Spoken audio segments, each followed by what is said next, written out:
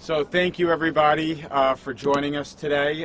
This is our second time together at this crossing. I just want to remind everybody why we're here. It was March of 2017, March 14th to be exact, and Longmeadow DPW foreman Warren Coles was behind the wheel of a plow truck during a blinding winter storm when he backed the vehicle into the path of an Amtrak train that was clearing snow on the tracks on the Hartford line right here behind us. And Warren unfortunately lost his life in that accident. And his family is here, and I just want to take a moment to acknowledge the Coles family and thank them for their sacrifice, but also for their advocacy, because without Cindy and the entire Coles family and his colleagues from the DPW who are here today, this crossing wouldn't have been fixed. So we appreciate you, and we want to recognize that. And unfortunately, this wasn't the first death to occur at this crossing.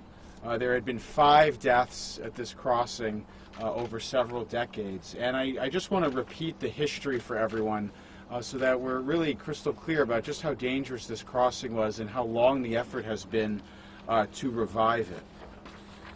The first death that we know of happened in 1981. There was a collision on May 20th.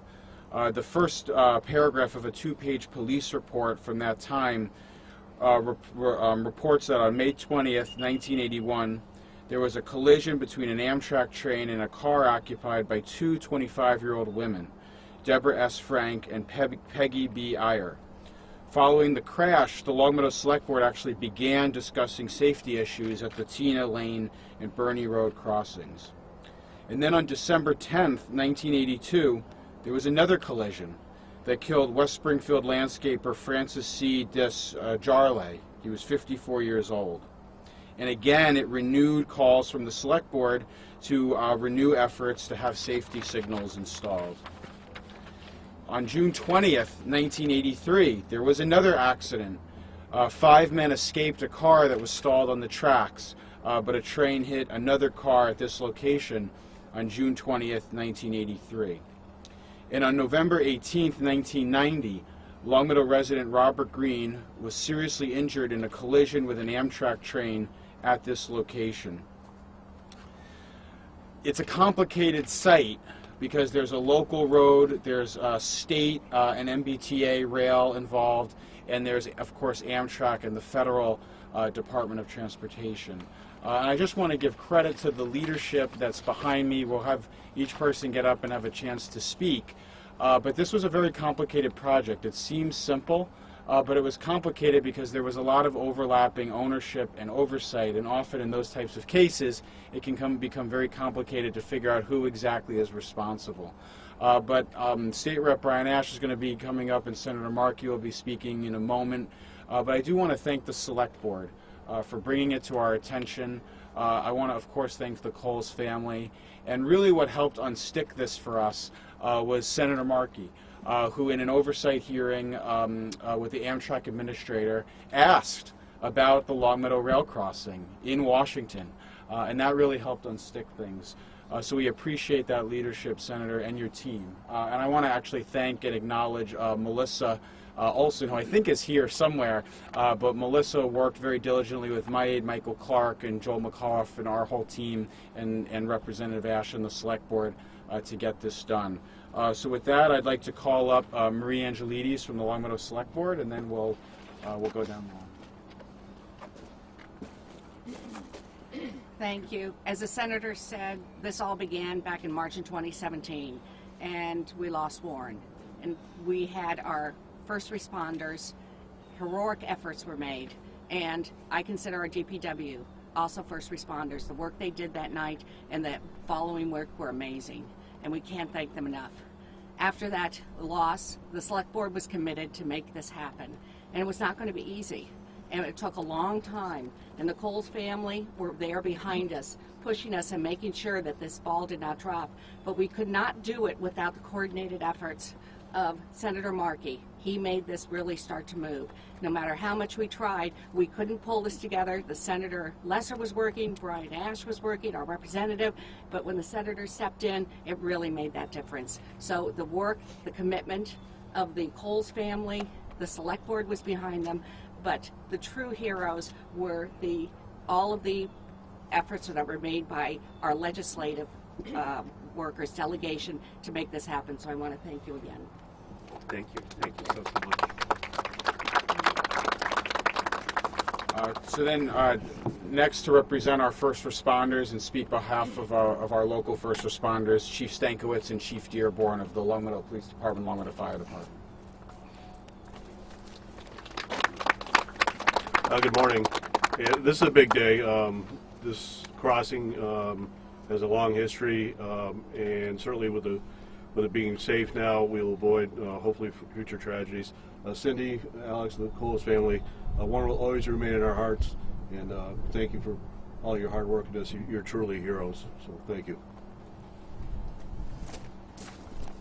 On behalf of the Longmeadow Police Department, I just want to say thank you to the local, state, and federal officials who helped make this possible. As Chief Dearborn said, Cindy and Warren family, you'll always be in our hearts. I'm sure and confident this will help to alleviate any other tragedies that occur in this area. And our response will no longer be required, so I'm very pleased with that, and I want to thank everybody who were involved. Thank you. Next, I would like to call up, certainly no stranger to anyone here, my friend. We worked together, our offices worked together over many months, really actually several years, with the Coles family and the Select Board to help get this done, and that's my friend, State Representative Brian Ash. Thank you, Senator. And thank you, Senator Lesser, for all you do. And thank you to everyone here, Senator Markey, Senator Lesser, our Select Board, our Police and Fire Chief, all of our DPW employees that are here as well. I don't want to repeat everything that's been said, but today I'm really proud to be not only a Longmeadow resident, but to be able to represent Longmeadow and to see us be able to come together and really support the Coles family. Before I was a representative, I served on the Select Board, and I got to know Warren over the years, and he was a great guy. And it's bittersweet today that we have to be here for something like this, but I'm glad that we are able to come together. And I was talking to the Coles family before this started, and I said something like this, this may seem like a long time, but this is actually pretty quick. And it was mostly due to the family coming together and really making us know how important Warren was to us, how important Warren was to the DPW, and we didn't want to forget that. We wanted to make sure that we worked hard. So to come together, Senator Lesser, I can't thank him enough for all the work he's done with this, and Senator Markey. So to the Coles family, my heart goes out to you. We will never forget Warren. God bless you. And I know the last time we were here was a little colder, so I think Warren's shining down upon us today. God bless you. Thanks. Before we hear from Senator Markey, I do also want to acknowledge Senator Warren and Congressman Neal. I know Liz Quigley is here from Congressman Neal's office, who were part of the effort, the federal effort to unstick the process with Amtrak and with the Federal Department of Transportation. So we thank and acknowledge their role as well. And so with that, I'd like to call up Cindy Coles. We did it! We did it! Long time coming, we did it. 2 years, 8 months, and 1 day. A little too late, but we did it. The DPW guys, this one's for you. I hope everybody's safe now, and I'd like to thank all the Senator Lesser for a lot of my phone calls. No, it's not in my vocabulary. Senator Markey, thank you. This is really because of you. Brian, all of you, and Greg Solomon. Yes. That's my man. Without all the information he provided to the town, I'm not sure we could still be here today, no matter anybody else's help. Just all his information, and then all the help after that, we did it. So for everybody to be safe after this, game on. Thank you.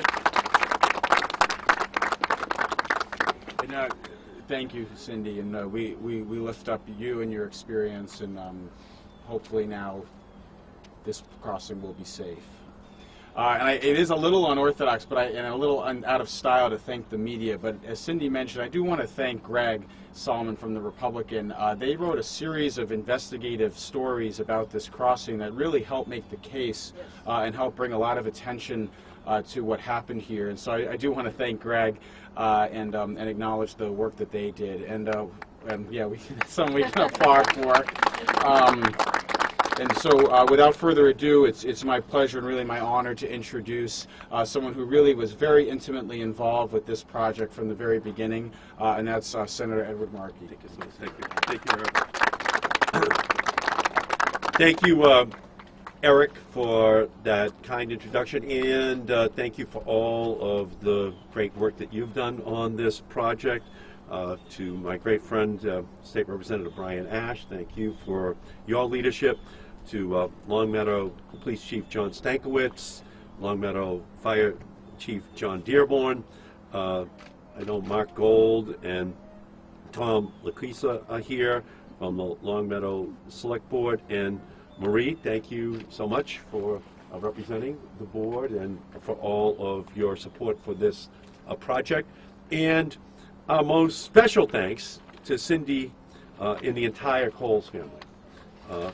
Today is about honoring Wayne, a dedicated public servant and family man who needlessly died here at this crossing in 2017. We honor his life and his family today, and now we will honor it every day by ensuring the safety of this crossing for the entire community. We're here to mark the completion of long overdue safety upgrades for the railroad crossing at Tina Lane and Birnie Road. When Warren was tragically struck by an Amtrak train on March 14th, 2017, his death marked the 7th collision and 5th fatality at this location since 1975.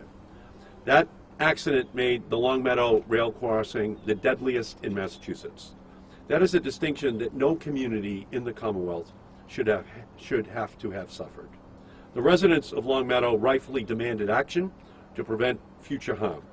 You understand all too well that grade crossings like this are an unacceptable danger zone. In fact, 33% of all rail-related fatalities occur at similar grade crossings nationwide. That's why I am committed to fighting for more federal action to prevent these kinds of tragedies across the country. For Longmeadow, I am proud that I was able to help lead the effort to address the safety issues at this particular crossing. We need to install a new gate and warning lights and a power system, but to implement these safety features, Amtrak, the owner of the rail line, had to first confirm that the crossing is public, approve a design and construction plan, and agree to contribute a portion of these costs. That's why, right after the death, I worked with Senator Warren and Congressman Neal to get Amtrak to show leadership. So throughout 2017 and 2018, I helped get state and local parties to agree on a joint funding arrangement for these upgrades, under which the state allocated $700,000 to the project and Amtrak covered the rest of the cost. When I learned that work was delayed despite the plan, I used my position on the Senate Commerce, Science, and Transportation Committee to pressure Amtrak at congressional hearings in 2018 and 2019 to agree to expediting the project. And I was pleased when Amtrak informed me that its safety upgrades were complete this fall. Longmeadow's new safety measures can't reverse what happened to the Coles family and the other victims at this crossing. But it's my hope that these improvements will honor their memory. We need to make sure that Longmeadow and the surrounding communities never again suffer needless deaths from an unsafe crossing. I pledge to always fight for your safety in the United States Senate, and I am glad and honored to be here to cut the ribbon on this new, safer railroad crossing at Tina Lane and Birnie Road. It is absolutely imperative that we guarantee that we never again see anything that winds up with someone dying, someone injured at this location. We need to engage in prevention, in protecting against anything happening. And for too long, this site was ignored. This site was allowed to be continuing as a danger to the public. And so today, what we celebrate is the response 2 years later, but still in enough time to say to families in the future that you will not run the same risk, that you will not suffer the same consequences because action was not taken. So from my perspective, this is the response to the public outcry, to the continuing source of danger to the community. And from my perspective, this is government at its best, state, local, and federal. And I'm honored to be here, and I'm honored to have been given an opportunity to say to Amtrak, finally, Amtrak, do your job. Amtrak, protect the public. Amtrak, honor the lives of these families who have lost their loved ones here, and do the right thing, and build in the safety that ensures that children will have to look to the history books to find that these incidents ever did happen at this location, and that's why it's my great honor to be here today. Thank you all so much. Thank you very much, Senator. Now we are going to cut the ribbon on the official opening. So Joel over here from our office is helping with the ribbon. So if the folks who are in the speaking program, and of course Cindy can join us in the center, and then if the members of the DPW would like to join us standing behind, you're welcome to as well. Come on, let's come this way. It's a little shorter than I do.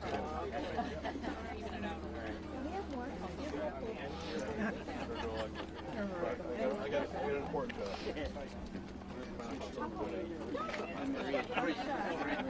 you get a scissors.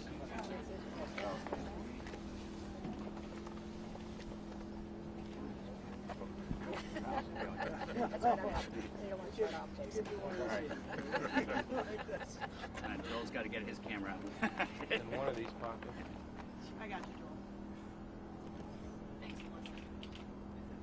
One, two, three.